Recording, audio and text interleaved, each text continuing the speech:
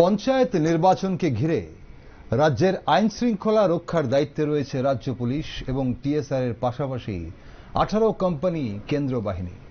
তবুও নির্বাচন নিয়ে এই মুহূর্তে উত্তপ্ত রাজ্য রাজনীতি। রাজ্যের 606টি গ্রাম পঞ্চায়েতে 35টি পঞ্চায়েত সমিতি এবং 8টি জেলা পরিষদের জন্য 8ই আগস্ট অনুষ্ঠিত হবে ত্রিস্তরীয় পঞ্চায়েত নির্বাচন। ভোট ঘোষণার দিন থেকেই নানান অভিযোগ, নানান বিতর্ক, নানান বিরোধ। মনোনয়নপত্র জমা দেওয়ার শেষ দিন ছিল 18ই জুলাই। বিরোধীদের দাবি 80% বেশি আসনে মনোনয়ন জমা দিতে পারেনি তাদের প্রার্থীরা। মনোনয়ন দাখিল করতে যাবার পথে তাদের ইট পাথর পাটকেল ছুঁড়ে বাধা দেওয়া হয়েছে এবং জখম করা হয়েছে।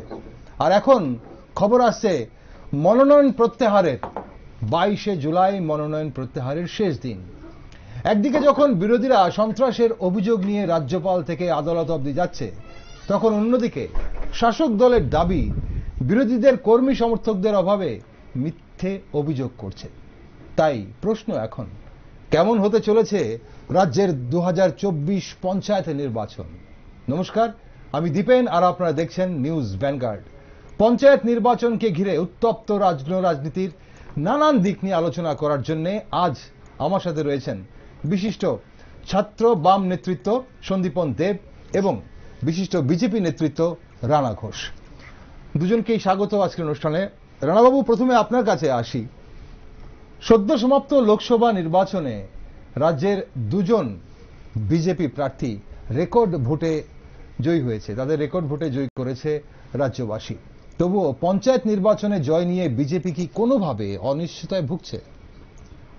নমস্কার, নিউজ ভ্যানগার্ডের পর্দায় যারা আমাকে শুনতে পাচ্ছেন, রাজ্যের বাইরেও সকলকেই জানাই এই রাজ্যের একটা বৃহৎ উৎসব, খার্চি উৎসব, যেটা জাতি জনজাতির মেলবন্ধনের উৎসব। খার্চি উৎসবের অনেক শুভেচ্ছা। ইতিমধ্যে সারা দেশ জুড়ে লোকসভা নির্বাচন শেষ হলো। তো লোকসভা নির্বাচনে দুটোই শিবির ছিল, যেটা ইন্ডি জোট এবং এনডিএ জোট। তো যেটা স্বাভাবিকভাবেই আমরা নির্বাচনের পূর্বেই বলছিলাম যে এইবার ভারতবর্ষের পুনরায় প্রধানমন্ত্রী নরেন্দ্র মোদীজি হতে চলছেন এবং এনডিএ জোট এবার আবার তৃতীয়বারের মতন এই দেশের যে গরিমাটাকে আবার পুনরায় এই দেশের আমাদের লোকসভার পুনরায় তারা আসছেন। তো সেইভাবেই যেভাবে আমরা বলেছি, আমরা ঘোষণা দিয়েছি, সারা দেশ জুড়ে আমাদের ঘোষণা মতোই সমস্ত কিছু হয়েছে এবং আমরা আপ্লুত এই জায়গায় যে রাজ্য সহ পুরো দেশের বৃহৎ অংশের মানুষ আপনি লোকসভা নির্বাচনে নিয়ে গেলেন রানাবাবু, আমাদেরকে সমর্থন করেছে। ঘোষণা 400 পারের ছিল, 400 পার হয়নি, আপনাদের ঘোষণা মতো সবকিছু হয়নি। আসছি আমি। তো পঞ্চায়েত নির্বাচন আপনারা কতটুকু নিশ্চিত? 400 পারের ঘোষণা দিয়েছিলাম। তো বিরোধী যারা আছে তারা বলছিল যে কি হলো, ওরা তো 400 পার বলছিল, 400 তো পার হয়নি। তো এরকম আর কি। দেখুন, নির্বাচনে আমি মনে করি জনগণের সমর্থন নিয়ে, জনগণের বিপুল পরিমাণে ভোটের অংশীদারি যেই হয় সেই সরকার গঠন করে। তো স্বভাবতই এখানে 400 পার হোক বা এর থেকে বেশি হোক বা এর থেকে অল্প কিছু কম হোক, ঠিক সেটা আমাদের এজেন্ডা নয় গঠন করে, সেটাই এখানে দেখার বিষয়। তো এনডিএ জোট সরকার গঠন করেছে।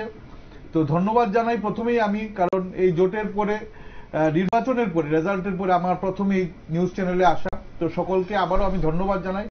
রাজ্যের জনগণকে বিশেষ করে যারা এই বৃহৎ মাত্রায় রাজ্যের বুকে একটা ইতিহাস সৃষ্টি করেছেন আপনারা, রাজ্যের জনগণ। এর আগে এই রাজ্যের বুকে এই ধরনের কখনো হয়নি, তো আবার আগামী দিনেও হবে কিনা, যদি হয়ও ভারতীয় জনতা পার্টির পক্ষেই রায় হবে। না, ভালো কথা।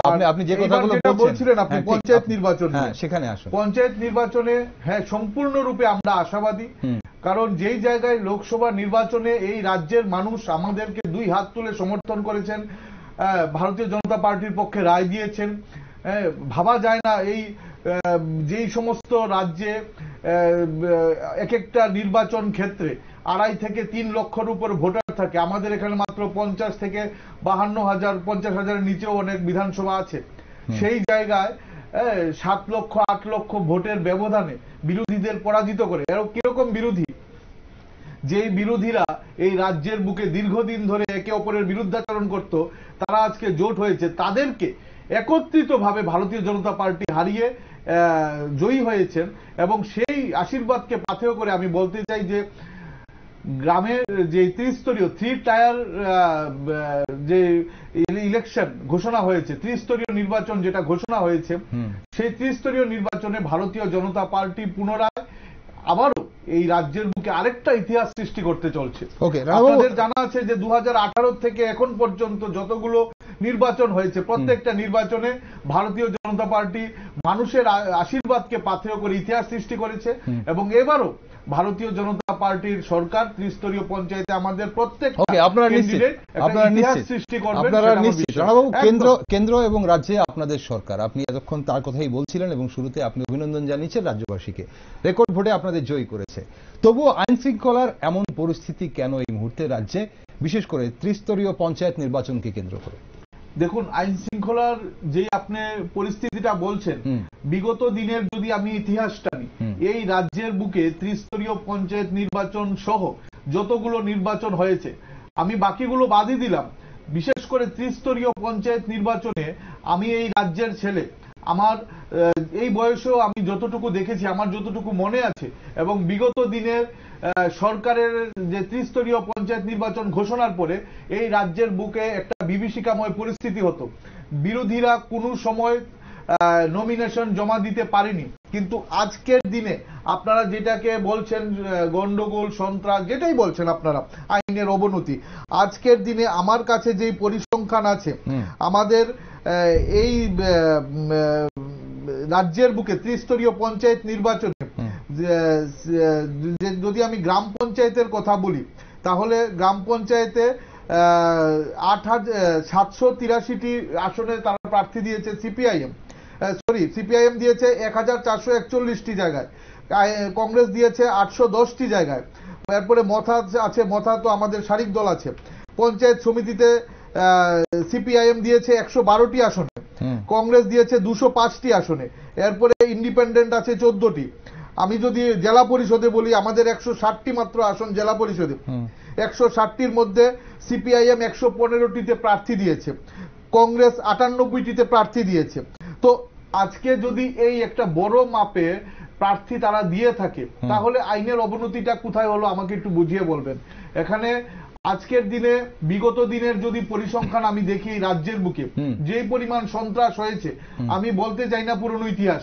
টাক্কা তুলসীতে গ্রাম পঞ্চায়েত নির্বাচনের পূর্বে 2 জন বোন বিরোধীদের প্রার্থী হতে চেয়েছিল, তাদেরকে বিশ্রীভাবে তাদেরকে ইজ্জত লুণ্ঠন করে তাদেরকে খুন করা হয়েছে 2 বোনকে।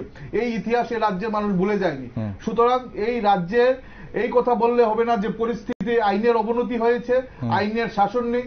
যে বিক্ষিপ্ত ঘটনা 2-4টি হয়েছে, হ্যাঁ, সেটাও আমি সংবাদ মাধ্যমে দেখেছি। এবার পুলিশ তার তদন্ত করবে, বিভিন্ন জায়গায় পুলিশ রয়েছে, আমাদের প্রশাসন রয়েছে, তারা অবশ্যই দেখবে কিভাবে কি হলো। আসবো রানাবাবু, আপনার কাছে আসবো। এবং আপনি যে সন্ত্রাসের কথা বলছেন, মাননীয় আদালত কিন্তু নির্বাচন কমিশন এবং রাজ্য সরকারকে আইন শৃঙ্খলা বজায় রেখে সুষ্ঠুভাবে নির্বাচন করানোর জন্য এবং প্রার্থীদের নিরাপত্তার দিকটা দেখার জন্য কিন্তু আদেশ দিয়েছেন। আর আপনাকে আমরা আসবো আপনার কাছে আরেকবার। এই মুহূর্তে সন্দীপন রয়েছে আমাদের সঙ্গে। সন্দীপন, আমরা অবশ্যই মনোনয়ন পত্র দাখিল করা নিয়ে আপনাদের যে বিভিন্ন অভিযোগ সেগুলো আপনার কাছ থেকে শুনবো আরেকবার, কিন্তু এই মুহূর্তে মনোনয়ন প্রত্যাহারের প্রথম দিনে জেলা পরিষদের 2 আসনে এবং পঞ্চায়েত সমিতির 2 আসনে মনোনয়ন প্রত্যাহার করলো বিরোধীরা বলে খবর। শনিবার সকালে রিটার্নিং অফিসার টিসিএস অভিরাম দেববর্মার নিকট জেলা পরিষদের 13 নম্বর আসনের কংগ্রেস প্রার্থী অমরজিৎ দাসের পাশাপাশি জেলা পরিষদের 11 নম্বর আসনে বাম প্রার্থী প্রদীপ কুমার দাস তাদের পারিবারিক এবং শারীরিক সমস্যার কথা জানিয়ে মনোনয়ন প্রত্যাহার করেন বলে জানা যায় সূত্রের খবর। অন্যদিকে পঞ্চায়েত সমিতি স্তরে 9 নম্বর আসনের সিপিআইএম প্রার্থী প্রমীলা তাঁতি এবং 10 নম্বর আসনের সিপিআইএম প্রার্থী সুখময় দাস একইভাবে রিটার্নিং অফিসার অভিজিৎ দাসের সাথে সাক্ষাৎ করে তাদের মনোনয়নপত্র প্রত্যাহার করে নেন বলে খবর। সত্যি কিনা আপনারা জানেন কিনা? হ্যাঁ, দেখুন, পঞ্চায়েত নির্বাচন মানে ছিল গ্রাম স্তরে গণতন্ত্রকে মানুষের কাছে নিয়ে যাওয়া। মানুষ তার প্রতিনিধি নির্বাচন করবে। ত্রিস্তরীয় পঞ্চায়েত ব্যবস্থা, এটা আমাদের ত্রিপুরা রাজ্যের মধ্যে গ্রামীণ মানুষের হাতে প্রশাসনিক ক্ষমতা তুলে দেওয়ার লক্ষ্যে তৈরি করা হয়েছিল। কিন্তু আমরা দেখছি এই পঞ্চায়েত নির্বাচনকে প্রহসনে পরিণত করার জন্য সমস্ত প্রচেষ্টা নেওয়া হয়েছে। এটা প্রথম নয়, 2019 সালে যে পঞ্চায়েত নির্বাচন হয়েছিল তখনও একই পদ্ধতি অবলম্বন করা হয়েছিল। এই পঞ্চায়েত নির্বাচনে গণতান্ত্রিক মানুষ, তারা হয়তোবা বিরোধী দল করেন, তারা ঠিক করেছিলেন যে নির্বাচনে লড়তে হবে, মানুষ যা রায় দেবেন তা মাথা পেতে নিয়ে পরবর্তী সময়ে কাজ হবে। কিন্তু শাসক দল এখানে শাসক দলের প্রতিনিধি যিনি বলছিলেন যে গত লোকসভা নির্বাচনে রেকর্ড ভোটে জিতেছেন। ঠিকই, রেকর্ড ভোটে জিতেছেন। কিভাবে জিতেছেন এটা সমস্তটা রাজ্যের মানুষ জানেন। ত্রিপুরা রাজ্যের ইতিহাসে লোকসভা নির্বাচনে এত ভোটে কেউ জিততে পারেনি। এই জয় এনারা হাসিল করে দেখিয়েছেন। আজকে এই লোকসভা নির্বাচনে এত বড় জয় অর্জন করার পর গ্রাম পঞ্চায়েতের যখন ভোট হবে, সেই ভোটে মানুষ প্রতিদ্বন্দ্বিতা করতে চাইলে, বিরোধী দল প্রতিদ্বন্দ্বিতা করতে চাইলে তাদেরকে রুখে দিতে হবে, আটকে দিতে হবে। এটা তো সবলতার লক্ষণ না। তাদের যদি কোমরে জোর থাকতো, মেরুদণ্ড যদি সোজা থাকতো, তাহলে নির্বাচনে যেতেন, প্রতিদ্বন্দ্বিতা করার সুযোগ দিতেন। আমাদের রাজ্যের 35টা ব্লকের মধ্যে 13টা ব্লক আছে যেখানে একজনও বিরোধী দলের প্রার্থী তাদের মনোনয়নপত্র দাখিল করতে পারেননি। কেন পারেননি? কারণ এই পঞ্চায়েত নির্বাচন ঘোষণা হবার পর ব্লকগুলিকে চতুর্দিক দিয়ে সমাজদ্রোহীদের দিয়ে, শাসক দলের বিভিন্ন অংশের যারা রয়েছে তাদের বাহিনী, সে বাহিনীকে বসিয়ে রেখে বিরোধী দলের নমিনেশন দেওয়া যাবে না, এই কাজ করা হয়েছে। তারপরেও এই রাজ্যের বিরোধী দল সহ গণতান্ত্রিক মানুষের কথাই আমি বলবো, তারা সাহস নিয়ে বিভিন্ন জায়গায় মনোনয়নপত্র দাখিল করেছেন। 2019 সালে যেটা করেছিলেন সেই অবস্থা করতে দেয়নি। বিভিন্ন জায়গায় মানুষের চ্যালেঞ্জের মুখে পড়ে এখন পর্যন্ত 35% আসনে মাত্র প্রার্থী মনোনয়নপত্র দাখিল করতে পেরেছে। 65% আসন বাম নাকি বাম কংগ্রেস সবাই মিলে বিরোধী, বামপন্থী এবং কংগ্রেস মিলে 35% আসনে প্রতিদ্বন্দ্বিতা হচ্ছে। আচ্ছা, 65% আসন বিনা প্রতিদ্বন্দ্বিতায় এনারা জিতবেন।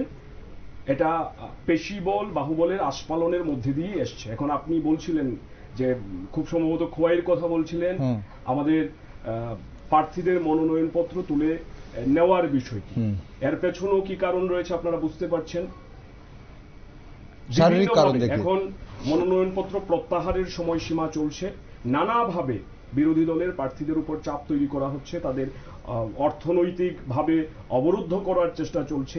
এই পরিস্থিতিতে আমরা চেষ্টা করছি আমাদের প্রার্থীদের পাশে দাঁড়িয়ে যাতে কোনোভাবেই শাসকের চাপের কাছে কেউ নত স্বীকার না করে, সেই ব্যবস্থা আমরা করার চেষ্টা করছি। তারপরও কিছু জায়গায় মাত্রাতিরিক্ত যখন অত্যাচার বা ব্যক্তি আক্রমণ নেমে আসে, পারিবারিকভাবে চাপ তৈরি করা হয়, সেখানে এক দুইটা ঘটনা ঘটছে। এটা শাসক দলের দুর্বলতার লক্ষণ এবং শাসক দল এই নির্বাচনে অন্ততপক্ষে মানুষের মুখোমুখি হতে ভয় পেয়েছে। তাই নির্বাচনে বিনা প্রতিদ্বন্দ্বিতায় জয় হাসিল করাকে মাধ্যম বলে মনে করেছে। ওকে, রানাবাবু। দেখুন, রাজ্যের ইতিহাসে বামফ্রন্ট 25 বছর এক নাগারে তাদের ক্ষমতাসীন ছিল এই রাজ্যের বুকে। এর আগে আরো 10 বছর ছিল। আপনি বলুন তো, আজকে আপনারা সবাই এই রাজ্যের সন্তান, আপনি বলুন তো এই রাজ্যের বুকে কখনো কি কোনোদিন এরকম হয়েছে যে বিরোধীরা প্রার্থী দিতে আসছে, তাদেরকে গোলাপ ফুল হাতে ধরিয়ে, তাদেরকে প্রণাম জানিয়ে আমাদের যারা কার্যকর্তারা আছে তারা বলছে আপনারা আসুন, আপনারা প্রার্থী দিন? এই রাজ্যের বুকে ইতিহাসে এরকম কখনো হয়নি। আমি ব্যক্তিগত যদি আমার কথা বলি, আমাকে দল, আমার ভাগ্যবশত আমাকে দায়িত্ব দিয়েছিল একটি ব্লকে, দক্ষিণ ত্রিপুরাতে সেই ব্লকটি। হ্যাঁ, আমি নাম সহ বলতে পারি, পোয়াংবাড়ি ব্লক। এবং ওইখানে আমাদের প্রার্থীর সমস্ত কিছু আমি দেখার পরে সব জায়গাতেই কাউকে না কাউকে দায়িত্ব দেওয়া হয়েছে। আমাদের যখন সম্পূর্ণ কাজ হয়ে গেছে তখন আমাকে একজন এসে বলল, বিরোধীরা বসে আছে একটু দূরে ওই আমাদের বাজারের দিকে, তারা আসতে চাইছে না বা ভয় পাইছে হয়তো যে তারা এখানে নির্বাচনে প্রতিদ্বন্দ্বিতা করবে, প্রার্থী দেবে। আমি বলছি ঠিক আছে। আমি এটা শুনে সঙ্গে সঙ্গে গাড়ি নিয়ে ওইখানে যাই, সঙ্গে আমার পরিচিত 2-4 জন আরক্ষা কর্মী ছিল, তাদেরকেও সঙ্গে নিয়ে যাই। নিয়ে গিয়ে আমি তাদেরকে অনুরোধ করে বলি, আপনারা কি প্রার্থী দেওয়ার চিন্তা এখানে এসছেন? বলছে হ্যাঁ। আমি তাদেরকে আমার সঙ্গে নিয়ে এসছে, তারপর রিটার্নিং অফিসারের কাছে তাদেরকে প্রার্থী দেওয়াই। এটা হলো ভারতীয় জনতা পার্টির কার্যকর্তাদের নিষ্ঠা এবং আমাদের কর্তব্যপরায়ণতা। দেখুন, মাইকের সামনে বসে, স্টুডিওতে বসে অনেক ধরনের কথা বলা যায়, কিন্তু বাস্তবটা কি সেটা মানুষকে জানাতে হবে, বুঝাতে হবে। আমি তো বারবার বলছি, এবং আমাদের যারা নেতৃত্বরা আছে, আমাদের মিনিস্টাররা যারা আছে, আপনারা দেখেছেন, তারা প্রতিনিয়ত বলছে যে আপনারা আসুন, প্লিজ আপনারা আসুন, আপনারা প্রার্থী দিন। প্রত্যেকটা নিয়ত আমাদের সোশ্যাল মিডিয়াতে বিভিন্ন জায়গায় আমাদের নেতৃত্বরা বলছে। মুদ্রা বিষয়টা কি আপনাদের জানতে হবে, এই রাজ্যের মানুষকে বুঝাতে হবে, যারা এখনো এটা জানে না, এই বিরোধীদের এই ধরনের কথায় যারা ভুলভাল বুঝে রয়েছে, তাদেরকে জানাতে হবে যে আসল বিষয়টা কি। আসল সত্যিটা হলো, আপনারা নির্বাচনের প্রত্যেকটা রেজাল্টের পরে আপনারা দেখছেন কি ধরনের ভোট বিরোধীদের ভোট বাক্সে মানুষ দিচ্ছে। এটাতে কি প্রমাণ হয়? যে তাদের কাছে কার্যকর্তা নেই, মানুষ তাদেরকে সম্পূর্ণরূপে রাজ্য থেকে মুছে দিতে চাইছে, এই রাজ্যের মাটি থেকে তাদেরকে সরাতে চাইছে। সারা ভারতবর্ষ জুড়ে যদি আমি বলি, বামফ্রন্টকে সারা ভারতবর্ষ থেকে মানুষ সরাতে চাইছে, সেটার প্রত্যেকটা উদাহরণ ভোট বাক্সে আপনারা দেখে নেবেন প্রতিটা বার। আজকে তাদের এই অবস্থানটা কেন?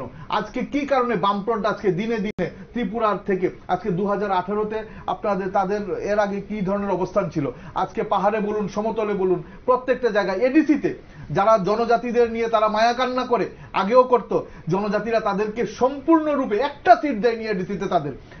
আপনি যদি 19-এর পঞ্চায়েত নির্বাচনের কথা বলুন, ত্রিস্তর পঞ্চায়েত নির্বাচনে তাদেরকে এই রাজ্যের প্রত্যেকটা 10,000-এর উপরে প্রার্থী দেওয়া হয়েছে। তারা হয়তো, আমার যতটুকু জানা আছে, সিপিআইএম অল্প কিছু, তাদের এই 1 বছরের মধ্যে, যখন 18-তে বিজেপি সরকার এলো, 1 বছরের মধ্যে 30স্তর পঞ্চায়েত নির্বাচন হয়েছে, তারা অল্প কিছু জায়গায় তারা জয়ী হয়েছে, বাকি 98% জায়গায় ভারতীয় জনতা পার্টি জয়ী হয়েছে। আজকে এই অবস্থানটা কেন? তাদের কাছে আপনি যখন 2019 সালের কথা বলছেন, আমি তাহলে একটু তাদের কাছে সমীক্ষাটা দিয়ে দিই আমার দর্শক বন্ধুদের। তাদের কাছে আজকে কার্যকর্তারা তাদের থেকে সরে দাঁড়াচ্ছে। আজকে আপনার প্রতিনিয়ত দেখছেন ভারতীয় জনতা পার্টিতে জয়েন করছে। কেন জয়েন করছে? জয়েন করছে তাদের যে আইডিওলজি, তাদের যে সিস্টেম, সেটা মানুষের ভালো লাগছে না। আজকে যুব সমাজ বলুন, প্রত্যেকটা জায়গায়, আজকে কিছুক্ষণ আগেও, আজকে দুপুরবেলা আমি যখন আমাদের কার্যালয়ে বসেছিলাম, এসএফআই থেকে কিছু ছেলেরা আসলো, এসে আমার সঙ্গে কথা বলে গিয়েছে, দাদা আমরা জয়েন করতে চাই ভারতীয় জনতা পার্টিতে। আমি বলছি না, তোমরা ছাত্র সংগঠনে আছো, তো ছাত্র সংগঠনে যেহেতু আছো, ছাত্র সংগঠনে তোমরা গিয়ে কাজ করো, আমাদের ছাত্র সংগঠনে গিয়ে। কিন্তু প্রত্যেকটা জায়গায় তাদের এই অবস্থা।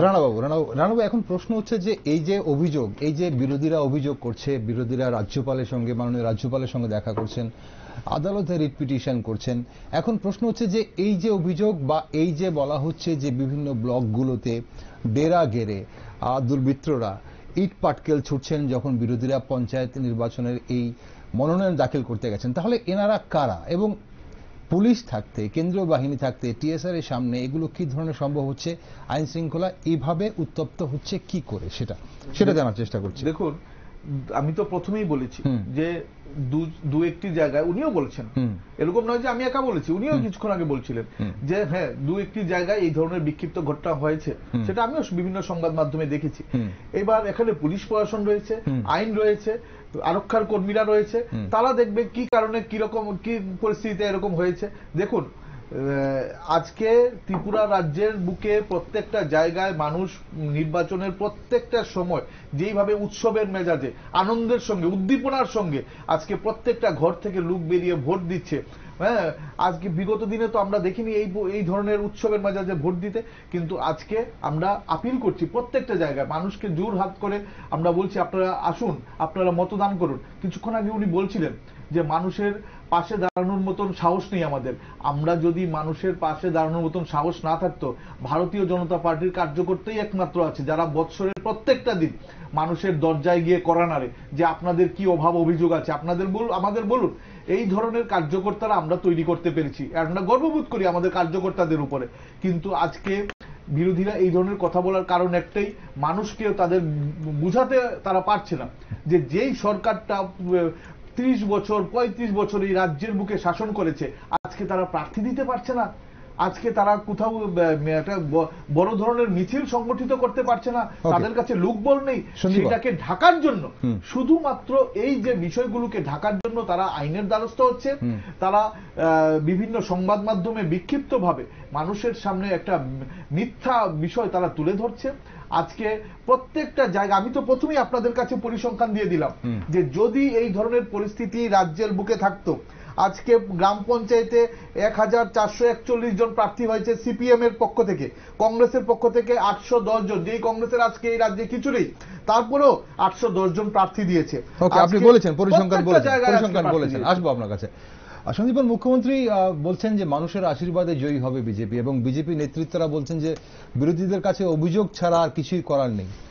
দেখুন, আমি যেটা বলতে চাই যে আমাদের জন্য এটা দুর্ভাগ্যজনক, রাজ্যের মুখ্যমন্ত্রী একজন অধ্যাপক, চিকিৎসক, তারপরেও আমাকে এটা বলতেই হচ্ছে যে উনি মুখে যা বলেন কাজে তা করেন না, আর কাজে যা হচ্ছে তার প্রতিফলন ওনার মুখের বক্তব্যে উঠে আসে না। আজকে ত্রিপুরা রাজ্যে এখানে রানাবাবু যেটা বলছিলেন যে গোলাপ ফুল দিয়ে নাকি প্রার্থীদের বরণ করা হচ্ছে, একটা ব্লকে হয়েছে, এটা সাধুবাদযোগ্য, এটা আমরা অস্বীকার করব। কিন্তু সেই নেতারাই যখন তেপানিয়াতে গেলেন তখন আঘাত করে প্রায় হাসপাতালে ভর্তি হবার মতো অবস্থা করে দিয়েছে। উনি বলছেন উনি দক্ষিণ ত্রিপুরা জেলার বিভিন্ন জায়গাতে দায়িত্ব নিয়ে কাজ করছেন। দক্ষিণ ত্রিপুরা জেলা পরিষদের প্রার্থী বাদল শীল, উনি রাজনগরের একেবারে পেছনের দিকটা ওই জায়গা থেকে প্রার্থী হয়েছে, ওনাকে খুন করে দেওয়া হলো। প্রার্থী হওয়ার অপরাধে বাজারের মধ্যে সন্ধ্যারাতে ওনাকে খুন করা হয়েছে। বিভিন্ন জায়গায় রাজনগর, বামুটিয়া, বিশালগড়, মোহনপুর, নলছড়, আরো এরকম 13টা ব্লক আছে যেই ব্লকগুলিকে পুরো ঘেরাও করে রেখে দিয়েছে যাতে এখানে একটা মাছিও না গলাতে পারে, সেই পরিস্থিতি তৈরি করেছে। সেখানে যদি বলেন এরপরও গণতন্ত্র আছে, উনি একটা সংখ্যা বারবার বলছিলেন। এই কথা শুনে তো মনে হবে যে এই যে প্রার্থীটা লড়াই করে দেওয়া গেল, এতে ওনারা খানিকটা আতঙ্কিত, ওনারা চাইছিলেন যে আরো কম প্রার্থী পড়ুক। বিরোধীরা সমস্ত আসনে প্রার্থী দেবে, শাসক দল প্রার্থী দেবে, লড়াই হবে, ব্যালট ঠিক করবে কে জিতবে, কিন্তু সেই জায়গায় শাসক দল যেতে পারছে না। আর গণতন্ত্র যদি না থাকতো বামফ্রন্টের সময়ে, আজকে ডুকলি ব্লকে যখন রাজ্যের বিরোধী দলনেতা সিপিআইএম এর রাজ্য সম্পাদকের নেতৃত্বে প্রার্থী দেওয়ার জন্য মিছিল নিয়ে বেরিয়েছে, আগরতলা শহরের তো প্রাণকেন্দ্র হাপানিয়া, সেখানে আক্রমণ করা হচ্ছে। ভাবা যায়, আমি আপনাকে বলছি যখন বিজেপির কিছু ছিল না এই রাজ্যের মধ্যে, তখন এই ডুকলি ব্লকের কোনো একটা পঞ্চায়েত থেকে বিজেপির মেম্বার জিতে এসছে। কিভাবে হয়েছে? কারণ মানুষকে সেদিন ভোটে দাঁড়ানোর অধিকার দেওয়া হয়েছিল, গণতান্ত্রিক অধিকার দেওয়া হয়েছিল। কিন্তু আজকে শাসক শিবির কোনোভাবেই ভোটের মুখোমুখি হতে চাইছে না, এই পরিস্থিতি তৈরি করে রেখেছে। আসলে এদের জনগণের উপর বিশ্বাস নেই, বিশ্বাস থাকলে এই কথা বলতে পারতেন না। আর রানাবাবু, আমি মনে করতাম যে উনি কিছুটা হলো বাস্তবধর্মী কথা বলবেন, কিন্তু দলকে বাঁচানোর জন্য যেভাবে উনি কথাগুলি তুলে ধরলেন, এখানে আমার মনে হয় না আমার সাফাই গাওয়ার কোনো দরকার আছে। রাজ্যের মানুষ দেখছেন কিভাবে পঞ্চায়েত নির্বাচনকে প্রহসনে পরিণত করা হয়েছে, কিভাবে পেশিবল বাহুবল দিয়ে পঞ্চায়েত দখল করার, বিনা প্রতিদ্বন্দ্বিতায় দখল করার সর্বোচ্চ চেষ্টা করা হয়েছে। তাতে কিছুটা সফলতা এদের এসছে, কিন্তু 2019 সালে যে কায়দা এরা নিয়েছিল ততটা পারেনি। আমাদের মনে হচ্ছে যে রাজনৈতিক সিদ্ধান্ত সবটা বাস্তবায়িত করতে পারেননি বলে ওনাদের মধ্যে হতাশা কাজ করছে। এই যে 35% আসনে প্রতিদ্বন্দ্বিতা হবে, এটা ওনারা চাননি। তাই তো আজকে বলছেন যে এই সংখ্যায় বিরোধীরা প্রার্থী দিতে পেরেছে, তাহলে ওনারা ধারণা করছিলেন যে বিরোধীরা আরো কম আসনে প্রার্থী দিক এবং সেই রকম ব্যবস্থা নিতে হবে। এটা নিশ্চয়ই ওনাদের সন্দীপ রানাবাবু বলছিলেন যে আপনাদের মিছিল মিটিং বা তেমন কোনো বড় কোনো সমাবেশ নেই, কারণ আপনাদের পাশে এই মুহূর্তে জনগণ নেই, কর্মী সমর্থকদের অভাব রয়েছে আপনাদের, এই অভিযোগ করা হচ্ছে। এটা কতটা সঠিক বলে আপনি মনে করেন? যদি মিছিল মিটিং না থাকতো তাহলে যখন মিছিল নিয়ে বেরোচ্ছে, আমি বলছি তো হাপানিয়াতে আক্রমণ কেন করতে হয়, রাজনগর ব্লকে যখন প্রার্থীরা নমিনেশন দিতে যায় তখন কেন ইট পাটকেল ছুটতে হয়, সাবরুমে কেন এটা করতে হয়, সমস্ত জায়গাতে এগুলি হচ্ছে। বামুটিয়া ব্লকে এগুলি হয়েছে, বিরোধী দলের প্রার্থীদের গাড়ি ভেঙে চুরমার করে দিয়ে তারপর ওনাদের সাংগঠনিক সভাপতি ওই এলাকায় গিয়ে বলছে আসুন নমিনেশন জমা দেবেন। এটা কোন ধরনের গণতন্ত্র, কোন ধরনের সৌজন্যতা, এটা আমরা প্রশ্ন করতে চাই।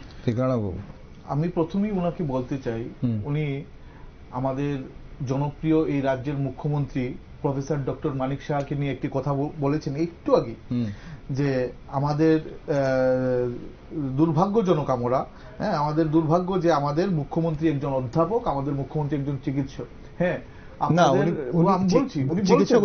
কথা যেরকম বলেন কাজটা অন্যরকম করেন, এবং উনি দুর্ভাগ্য আমাদের এই জায়গায় যে উনি মুখ্যমন্ত্রী হয়েছেন একজন অধ্যাপক চিকিৎসক বলেই আজকে এই রাজ্যের বুকে হার্টের চিকিৎসা হতে পেরেছে, ওপেন হার্ট সার্জারি হয়েছে। আমাদের দুর্ভাগ্য ওই জায়গায় যে উনার মতন মুখ্যমন্ত্রী পেয়েছি বলে আজকে এই রাজ্যের বুকে কিডনি ট্রান্সপ্লান্টের মতন এত সুন্দর ব্যবস্থাপনা আজকে হচ্ছে। আমাদের দুর্ভাগ্য এই জায়গায় যে উনার মতন মুখ্যমন্ত্রী পেয়েছি বলে রাজ্যের স্বাস্থ্য ব্যবস্থার পরিকাঠামো আজকে এই তো উন্নত হয়েছে, আজকে রাজ্যে ডেন্টাল কলেজ হয়েছে এবং আজকে রাজ্যের বুকে আরো দুইটি মেডিকেল কলেজ স্থাপন হচ্ছে এবং রাজ্যের প্রত্যেকটা জায়গায় আজকে কোভিড সিচুয়েশন থেকে শুরু করে মাননীয়, আপনি যখন কথা বলেছেন আমি একটা কথা বলি, আমরা এই ধরনের একজন প্রফেসর, একজন ডাক্তার মুখ্যমন্ত্রী পেয়েছি বলে আজকে রাজ্যের শুধুমাত্র স্বাস্থ্যের বিষয় নয়, প্রত্যেকটা জায়গায় আজকে রাজ্যের পরিকাঠামো উন্নত থেকে উন্নততর হয়েছে। তাই উনার কাছে যেটা দুর্ভাগ্যজনক আর সারা রাজ্যের প্রত্যেকটা মানুষের কাছে সেটা সৌভাগ্যজনক। উনি বলছিলেন আমরা আতঙ্কিত, হ্যাঁ আতঙ্কিত আমরা না ওরা, কারণ আপনারা দেখেছেন হয়তো সংবাদ মাধ্যমে যে কৈলাসহর মণ্ডলে কংগ্রেস সিপিএম এই ত্রিস্তর পঞ্চায়েত নির্বাচনে আতাত হয়েছে, যেটা রাজ্যস্তরীয় ভাবে কোনো ধরনের বিবৃতি দেওয়া হয়নি। মানে মুদ্রা বিষয়টা হলো এই জায়গায় যে যেই জায়গায় পারে তারা আতাত করছে, কোনো একটা পঞ্চায়েতে হচ্ছে, রাজ্যস্তরীয় ভাবে কোনো ঘোষণা নেই, কোনো কিছু নেই, কিন্তু তারা আতাত করে বসে আছে। প্রত্যেকটা যায় আজকে বিভিন্ন সিটে দেখা গেছে কংগ্রেসও প্রার্থী দিয়েছে, সিপিএমও প্রার্থী দিয়েছে। তাহলে আতাত কিভাবে হয়েছে বা আতাতের কি কোনো সিস্টেম আছে কিনা আমার অন্তত জানা নেই, আমার জানার দরকারও নেই। রাজ্যের মানুষ আপনাদের আগামী দিনে প্রশ্ন করবে। আপনাদের ঘরেও কিন্তু একই চিত্র, আপনাদের ঘরেও কিন্তু একই রকম চিত্রটা এরকম না, আমি আমাদের চিত্রটাও ভেঙে কথা বলবো একটু পরে বলছি। উনি বাদলশীলের কথা বলছিলেন দক্ষিণ ত্রিপুরা। দেখুন, মৃত্যু কখনোই আনন্দের হতে পারে না, সেটা আমি বিশ্বাস করি, আমরা বিশ্বাস করি। আজকে বাদলশীল মারা গেছেন, ওনার পরিবারের প্রতি আমাদের প্রচন্ড সমবেদনা আছে। হ্যাঁ, ভগবান ওনাকে, ওনার আত্মার শান্তি হোক, সেটা আমরা চাই। কিন্তু আজকে যেই দিন ঘটনা ওনার মৃত্যু হয়েছে, এই দিন আমরাও দেখেছি সংবাদ মাধ্যমে যে বাদলশীল রাজনগরে বসে উনি মিছিল মিটিং করছেন, আমরা দেখেছি, তারা তুলে ধরেছেন বিভিন্ন জায়গায়। কিন্তু ওনার যে মৃত্যুটা হয়েছে কখন হয়েছে, ওনার বাড়ি হলো চিত্তামারা, উনি রাজনগরে এসে মিটিং করেছেন, চিত্তামারা বাড়িতে গেছেন, বাড়িতে গিয়ে উনি ওনার কাজকর্ম যেটা করার সেটা করেছেন। ওনারাই সংবাদ মাধ্যমে বলেছে যে উনি বাড়ি থেকে বেরিয়েছেন, বাড়ি থেকে বেরোবার পরে রাতের আধারে দুষ্কৃতির সঙ্গে উনার টকঝক হয়েছে, হাতাপাই হয়েছে, উনাকে মেরেছে, পরে উনি মার্ডার হয়েছেন। আমরা বলতে চাই না যে কে মার্ডার করেছে, আমাদের জানাও নেই, কিন্তু আজকে পুলিশ প্রশাসন আছে, আজকে আরক্ষা দপ্তর আছে, তাদের কাছে তদন্তের দায়িত্ব দেওয়া হয়েছে, অবশ্যই তারা তদন্ত করবে। কিন্তু তারা যে সম্পূর্ণরূপে বিজেপির দিকে আঙ্গুল তুলছে, কেন আঙ্গুল তুলছে? আজকে যদি বুঝতাম যে উনি কোনো মিছিলে হাঁটছিলেন, মিটিং এ হাঁটছিলেন, সেখানে বিজেপির কর্মীরা এসে উনাকে মেরেছে, তাহলে আমরা মানতাম। কিন্তু আজকে ঘটনাটা কি হয়েছে আপনারা বলুন। আমি প্রথমেই বলেছি মৃত্যু কখনো আনন্দের হতে পারে না, আমাদের সমবেদনা আছে, কিন্তু আজকে মৃত্যুটা হয়েছে উনি চিত্তামারা বাড়িতে যাওয়ার পর উনার সম্পূর্ণ মানে ঘটনার মিছিল মিটিং করার অনেকক্ষণ পরে উনি উনার কাজকর্ম সেরে বাড়িতে এসছেন, উনি বাড়ির থেকে বেরিয়েছেন, অন্ধকারে উনার সঙ্গে কারুর বৎসা হয়েছে, উনার সঙ্গে হাতাপাই হয়েছে, উনাকে মেরেছে, উনার মৃত্যু হয়েছে। তাই আজকে এই ধরনের মিথ্যা অপবাদ দিয়ে আজকে কাউকে কাঠগড়ায় দাঁড় করানো যায় না এবং যাবেও না।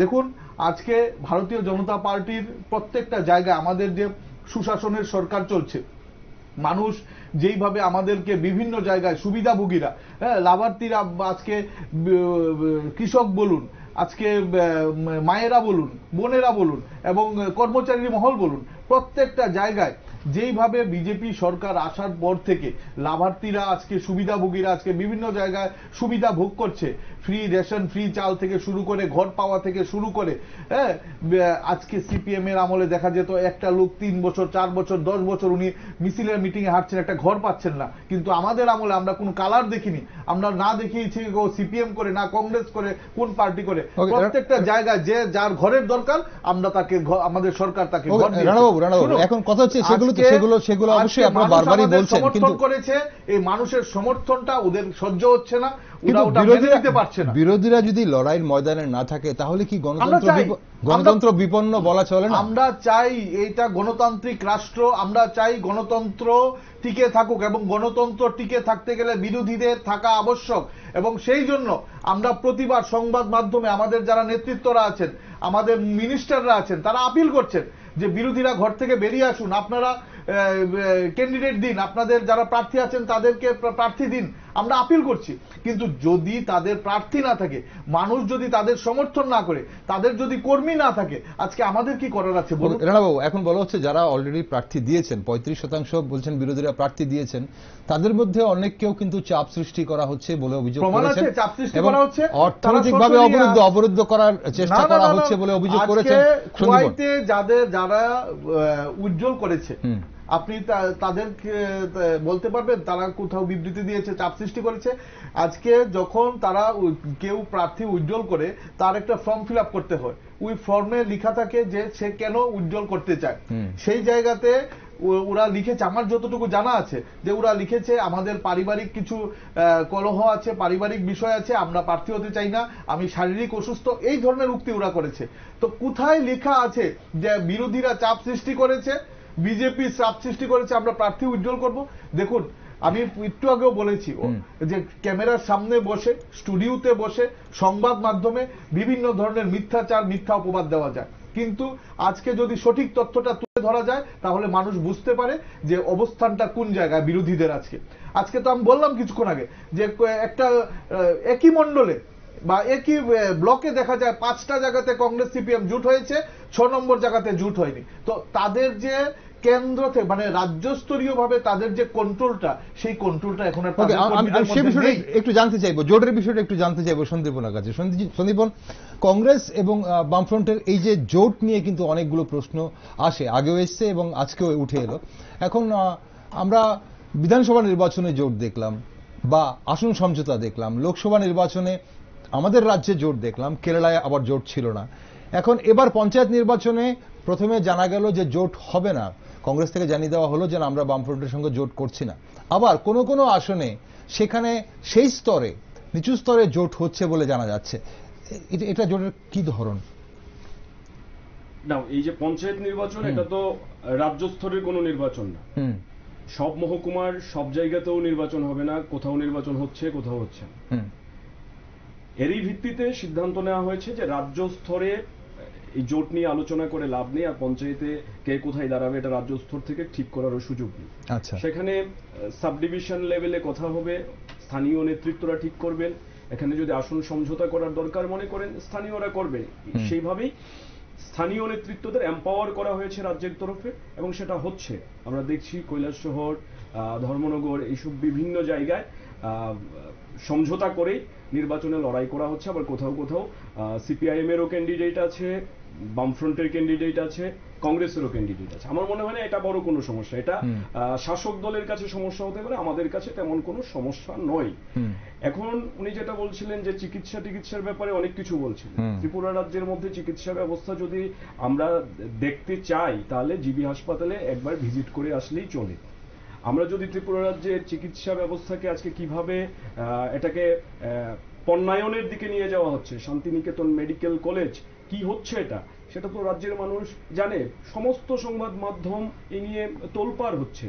কোথায় এ নিয়ে তো কোনো কথা রাজ্যের মুখ্যমন্ত্রী বলছেন না। উনি অধ্যাপক, উনি চিকিৎসক, ওনার যে শিক্ষাগত যোগ্যতা আমি তাকে সম্মান করি, কিন্তু উনি, আমি সুনির্দিষ্টভাবে বলেছি, উনি মুখে যেটা বলেন কাজে সেটা করেন না, কাজে যেটা করেন মুখে সেটা বলেন না। এটা হচ্ছে আমাদের রাজ্যের জনগণের কাছে দুর্ভাগ্যজনক। এখন বাদল শীল নমিনেশন সাবমিট করেছিলেন দক্ষিণ ত্রিপুরা জেলা পরিষদে। যেদিন নমিনেশন সাবমিট করেছে তারপর দিন পঞ্চায়েত সমিতির প্রার্থীদের নিয়ে গেছেন নমিনেশন সাবমিট করাবেন বলে ব্লকে। ওই দিন সন্ধ্যাবেলায় বিজেপির একেবারে সমাজদ্রোহীরা, দুর্বৃত্তরা, ওই এলাকার নেতারা বাদল শীলকে রাজনগরের চোপ্পাকলা বাজারে প্রকাশ্যে খুন করেছে। এটা দেখেছে মানুষজন। ওই এলাকার মানুষ ঘৃণায় ক্ষোভে ফুঁসছে যে একটা সাধারণ মানুষকে শুধুমাত্র নির্বাচনে প্রতিদ্বন্দ্বিতা করবেন বলে, উনি একটা নির্দিষ্ট রাজনৈতিক দল করেন বলে খুন করে দিতে হবে, নির্বাচনে দাঁড়িয়েছে বলে। এই চলছে ত্রিপুরা রাজ্যের মধ্যে। আজকে গণতন্ত্রের কথা বলছেন, আমার মনে হয় ওনাদের মুখে গণতন্ত্রের কথা বলার কোনো সুযোগই নেই। ওনারা গণতন্ত্রকে ধ্বংস করতে চান, গণতন্ত্রের টুটি চেপে ধরতে চান। গণতান্ত্রিক রীতিনীতির উপর বিজেপির ন্যূনতম বিশ্বাস নেই। পশ্চিমবঙ্গে বিজেপির উপর যে সন্ত্রাস তৃণমূল চালাচ্ছে সেটা তদারকি করবার জন্য, সরজমিনে দেখে আসার জন্য এই রাজ্যের প্রাক্তন মুখ্যমন্ত্রীকে পাঠানো হয়েছে। আর এই রাজ্য থেকে উনি নির্বাচিত হয়েছেন, এই রাজ্যে নির্বিচারে সন্ত্রাস চলছে, প্রার্থী খুন হয়ে যাচ্ছেন, কি জবাব দেবেন? আমার মনে হয় বিজেপির কেন্দ্রীয় নেতৃত্বদের যদি চোখ ভালো থাকে, ওনারা যদি চোখে দেখেন, তাহলে ত্রিপুরা রাজ্যের দিকে ওনাদের তাকানো উচিত কিভাবে গণতন্ত্র এখানে ধ্বংস করা হচ্ছে। আমাদের, উনি বলছিলেন যে আমাদের যারা নেতৃত্ব আছেন তাদের যদি চোখ ভালো থাকে, তাহলে আমি বলতে চাই কেন্দ্রীয় নেতৃত্ব, তাহলে আমি বলতে চাই যে তাহলে সিপিএম এর যারা কেন্দ্রীয় নেতৃত্ব, রাজ্য নেতৃত্ব থেকে শুরু করে প্রত্যেকটা সিপিএম এর নেতৃত্বের এত বছর চোখ ভালো ছিল না এবং থাকার কথা নয়। কারণ দক্ষিণ ত্রিপুরার কথা উনি বলছেন, খালি শুধুমাত্র ঋষ্যমুখ মণ্ডলে ৭৯ জন মার্ডার হয়েছে। আমার কাছে নাম সহ, আমি কয়েকটা ভিডিও ক্লিপও আমি সোশ্যাল মিডিয়াতে দিয়েছি, নাম সহ যে তাদেরকে কিভাবে মার্ডার করা হয়েছে সিপিএম আমলে এবং কত নৃশংস মার্ডার হতে পারে শুধুমাত্র আমাদের ঋষ্যমুখ মণ্ডলে। এছাড়া রাজনগর মণ্ডলে ৩৯ জন মার্ডার হয়েছে, বিলুনিয়াতে মার্ডার হয়েছে অগণিত, শান্তির বাজারে মার্ডার হয়েছে। তাহলে আমি ধরে নিতে পারি সিপিএম এর যারা নেতৃত্ব আছে তাদের কখনোই চোখ ভালো ছিল না। এই রাজ্যের বুকে ৪ জন বিধায়ক খুন হয়েছে, তাদের একজন সিপিএম এর মন্ত্রী খুন হয়েছে তাদের আমলে, তাদের চোখ ভালো ছিল না। আমাদের রাজ্যে এসডিএম খুন হয়েছে, ওদের চোখ ভালো ছিল না। তাহলে রক্তের বদলা কি তাহলে রক্তই হবে? রক্ত চাই না, উনি যে চোখ ভালো, রক্তের উদাহরণ দিচ্ছেন, রক্তের কথা আমরা বিন্দুমাত্র চাই না। আমরা আমরা কোনো মায়ের কুল খালি হোক আমরা চাই না, কোনো মহিলা তার স্বামী হারাওক আমরা চাই না, কোনো সন্তান তার পিতৃ হারাওক আমরা চাই না, ভাই বোন তার ভাই হারা হোক সেটাও আমরা চাই না। তা উনি যে বলছেন, উনাকে কয়েকটা উদাহরণ দিয়ে বললাম, আশা করি ওনার জানা আছে, উনি রাজ্য নেতৃত্ব হিসেবে এগুলো খবর রাখবেন। যদি উনি চান এগুলোর ভিডিও ফুটেজ যে কিভাবে কাকে মারা হয়েছে শুধুমাত্র দক্ষিণ ত্রিপুরা জেলাতে, সেগুলো উনি কয়েক ২-৪ বছর লেগে যাবে এগুলো পড়তে, কিভাবে মার্ডার হয়েছে, এগুলো বই বেরিয়েছে। তো যাই হোক, চোখ কার ভালো কার খারাপ সেটা ওনারাই বিচার করবেন। উনি বলছিলেন যে পঞ্চায়েত নির্বাচনটা ওদের রাজ্যস্তরীয় কোনো বিষয় না, এটা ওদের দলীয় বিষয়।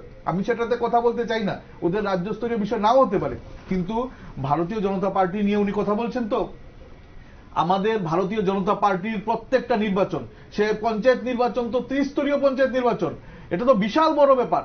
শুধুমাত্র যদি কোনো বাই ইলেকশন হয় ছোট একটা, সেটাও আমাদের কেন্দ্রীয় নেতৃত্ব যারা আছে তারা সেটা দিল্লি থেকে সেটা পুরো দমে আমাদেরকে কন্ট্রোল করে, ওইখান থেকে প্রভারীরা আসেন, আমাদের সম্পূর্ণ বিষয়টা খাতিয়ে দেখেন ওনারা, কাকে সেখানে দায়িত্ব দেওয়া হবে, কিভাবে সেটা ওকে, আপনারা গুরুত্ব সহকারে দেখেন।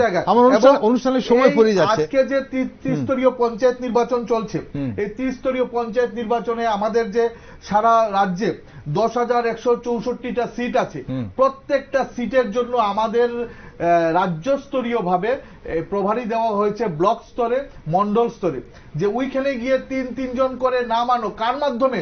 বুথ প্রেসিডেন্ট, শক্তি কেন্দ্র ইনচার্জ, মন্ডল প্রেসিডেন্ট এবং যারা ওইখানের সাধারণ মানুষ আছে তাদের মাধ্যমে তিনটা নাম। সেটা আপনাদের সংগঠনের ধরন, যে গ্রহণযোগ্যতা থাকে, এই হলো আমাদের ব্যবস্থাপনা, সেটা আপনাদের সংগঠনের ধরন। অবশ্যই আমার অনুষ্ঠানের সময় ফুরিয়ে আসছে, আমরা যে ছোট্ট করে বলছিলেন তাই আমি বললাম। ঠিক, ছোট্ট করে জানতে চাইবো আপনাদের দুজনের কাছে, আমরা রাজ্যের এই মুহূর্তে যে রাজ্যের রাজনীতি উত্তপ্ত এবং বিভিন্ন সন্ত্রাসের অভিযোগ এবং পাল্টা অভিযোগে যে উত্তপ্ত, আমরা সেই বিষয় নিয়ে কথা বলছিলাম।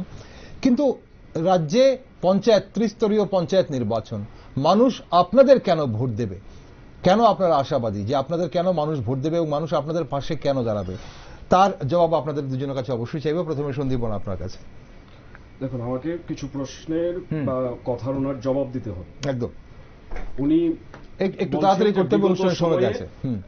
রাজ্যে কত খুন হয়েছে এইসব নিশ্চয়ই কিছু ঘটনা ঘটেছিল এবং এইগুলি নিশ্চয়ই ঘটনা তো আপনার কাছে তথ্য আছে। আমি বলছি আপনার কাছে তথ্য আছে, শুনুন, আমার কাছে তথ্য আছে। উনি স্বীকার করছেন, উনি স্বীকার করছেন প্রত্যেকটা মার্ডারের তথ্য আছে। না না, ঠিক আছে রানাবাবু, আপনি বলেছেন, উনি বলছেন ঘটনা ঘটেছে, ঠিক। এখন যে ঘটনাগুলি ঘটেছিল, তৎকালীন বিরোধী দল যেই দাবি করেছে, সিবিআই দরকার, সিআইডি দরকার, যা দাবি করেছে সেই অনুযায়ী তদন্ত হয়েছে। কোন তদন্ত হয়নি, কোন তদন্ত হয়নি, অপরাধীরা শাস্তি পায়নি, অপরাধীরা মুখ ফুলিয়ে, মুখ চেতিয়ে তারা বাজারে ঘোরাফেরা করছে, কোন অপরাধীর শাস্তি হয়নি। আমাদের প্রশ্নটা ওই জায়গায়, তাহলে সময়ে যারা খুন হয়েছে প্রত্যেকে কংগ্রেস করতো, তখন বিরোধী দল মানে কংগ্রেস ছিল। আজকে সেই কংগ্রেস গিয়ে তাদের সঙ্গে আঘাত হয়েছে। আজকে ওই ঘরে গিয়ে জিজ্ঞেস করুন, ওই মাকে জিজ্ঞেস করুন, বোনকে জিজ্ঞেস করুন, যে স্বামী হারা হয়েছে, যে পিতৃহারা হয়েছে, তার অবস্থান। আমরা জিজ্ঞেস করেছি, আমরা প্রত্যেকটা ঘরে গেছি, আমরা জিজ্ঞেস করেছি যে কেন তারা আজকে এই পরিস্থিতি থাকার পরেও তারা কেন গিয়ে সেরে আঘাত করলো। আজকে একটা সাধারণ রাশের জন্য ওই কর্মী সমর্থকদের কথা আমার অনুষ্ঠান করতে দেয়। রানাবাবু, আমার অনুষ্ঠানের সময় ফুরিয়ে গেছে, আমি 2-4 মিনিট বের করে নেব আপনাদের দুজনের বক্তব্য শোনার জন্য, যে মানুষ কেন আপনাদের পাশে দাঁড়াবে ত্রিস্তরীয় পঞ্চায়েতে। আমরা অন্য বিষয়ে এই মুহূর্তে আলোচনা করছি। আগে সন্দীপন, ঠিক, সন্দীপন রানাবাবু, আপনি তারপর বলছেন। যেটা ত্রিপুরা রাজ্যের মধ্যে গত 6-6.5 বছরে 30 জন একটা পলিটিক্যাল মার্ডার হয়েছে, রাজনৈতিক খুন, একটা পলিটিক্যাল মার্ডার নেই। গত 6 বছরের উপরে হলো এই রাজ্যের বুকে একটা পলিটিক্যাল মার্ডার নেই। দেখুন, একটা পলিটিক্যাল মার্ডার না, যেটা পলিটিক্যাল মার্ডার না সেটাকে আপনি পলিটিক্যালের রং দেবেন না।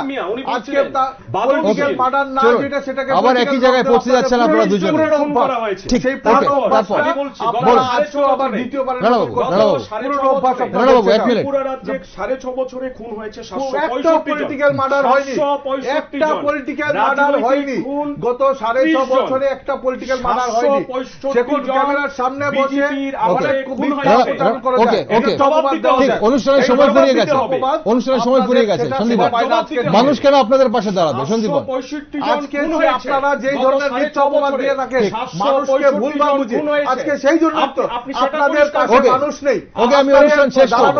ক্ষমতা নেই, আপনাদের পায়ের নিচে মাটি নেই। আজকে যদি মাটি থাকতো, আজকে আপনারা দুজন এভাবে কথা বললে, এবং গ্রাম পঞ্চায়েতে পেরেছেন না, পঞ্চায়েত সমিতিতে পেরেছেন, জেলা পরিষদে পেরেছেন, কোথাও আপনাদের কর্মী কেউ কারোর কথা শুনবেন না। দর্শক বন্ধুরা, আপনারাও কারোর কথা শুনবেন না। চলুন, আপনাদের মাইক বন্ধ করা হয়েছে, আপনাদের মাইক বন্ধ করা হয়েছে। দুজনকে অসংখ্য ধন্যবাদ। আপনারা মানুষ কেন আপনাদের পাশে দাঁড়াবে আপনাদের বলার সময় পেলেন না, অনুষ্ঠানের সময় ফুরিয়ে গেছে। অসংখ্য ধন্যবাদ সন্দীপন আপনাকেও, অসংখ্য ধন্যবাদ রানা আপনাকেও। ত্রিস্তরীয় পঞ্চায়েতের গুরুত্বপূর্ণ আলোচনায় আপনারা অংশগ্রহণ করলেন। তবে নির্বাচন 8ই আগস্ট, 12ই আগস্ট গণনা এবং মনোনয়ন প্রত্যাহারের শেষ দিন 22শে জুলাই। 22শে জুলাই অবধি পরিস্থিতি কেমন দাঁড়ায় সেদিকে অবশ্যই আমরা নজর রাখবো। মাননীয় আদালত পঞ্চায়েত নির্বাচনে প্রার্থীদের নিরাপত্তা রক্ষার জন্য রাজ্য নির্বাচন কমিশনকে এবং রাজ্য সরকারকে সঠিক দায়িত্ব পালন করার আদেশ দিয়েছেন। এখন দেখার নির্বাচন কেমন হয় সেদিকে নজর রাখছি আমরা। তাই পঞ্চায়েত নির্বাচনের সব খবর জানতে এবং দেশ দুনিয়া ও রাজ্যের নিউজ আপডেট ও টক শো দেখার জন্য আপনারা চোখ রাখুন শুধুমাত্র নিউজ ভ্যানগার্ডে।